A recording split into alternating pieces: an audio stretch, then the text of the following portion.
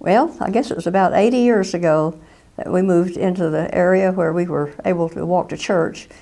And from that time on, I've been a part of East Avenue or National Heights. And the first year that we were here, Dad was out of work, and there was still 7 of us kids at home, and I can imagine the stress they were under. Anyway, the church brought food at Christmas time and some toys, and so we decided to be like this church. They were caring, and they've been that way all the time.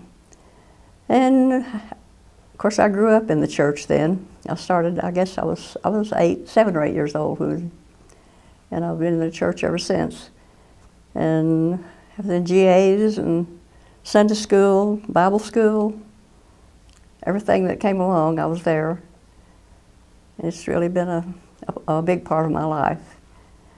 And one thing about Bible school back then, we had it, of course we had 2 weeks of it, and we had the intermediate department too. And I learned more in that 2 years in there than all the rest of the Bible school together. It was really good to have that older class. I was converted when I was 12. The pastor had a schedule. He would come around to the different Sunday school departments once a month and give a talk, and he just got a lot of response that way. And anyway, I was 12 years old.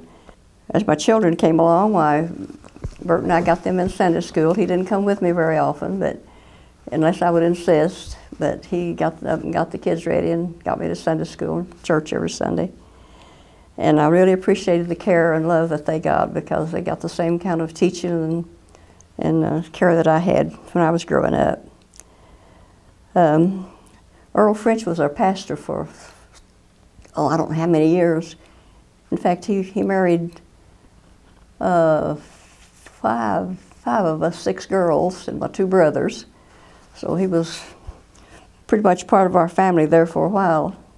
And then, of course, the church was my backbone when all the bad things happened in our lives. After my husband died, and my mom and dad, and all my sisters, and except one, and my brothers, and the church has been my support the whole time. And I remember the old church, how excited we were when we got the new educational building. All the traffic from everybody coming from the auditorium and the Sunday school rooms would have to come through that little bitty kitchen to go to the bathroom. Either that or go outside and come back in the lower part of the church. And we had wonderful dinners down there, celebrations of all kinds, had Bible school back in that big open room there, and all that traffic going through all the time. So when we got the educational building, we were really excited. Had a wonderful nursery and classrooms, and 2 bathrooms, I think, in the building, which was great. I remember the revivals that we used to have, be at least 2-week revivals. We'd have afternoon or morning Bible studies and meetings in homes. It was 2 weeks of celebration. It was great. And I know during one of those revivals, we were about the middle of the sermon, and we heard a big noise, and it was kind of vibration, and it came just louder and louder and louder, and the preacher just stopped preaching and just stood there and waited a little bit, and it went on by. We didn't know until we got home, heard the news, that it was a earth tremor. And it's a good thing we didn't know it. We'd have been scared to death. But anyway, God has provided everything I've needed all these years through the church.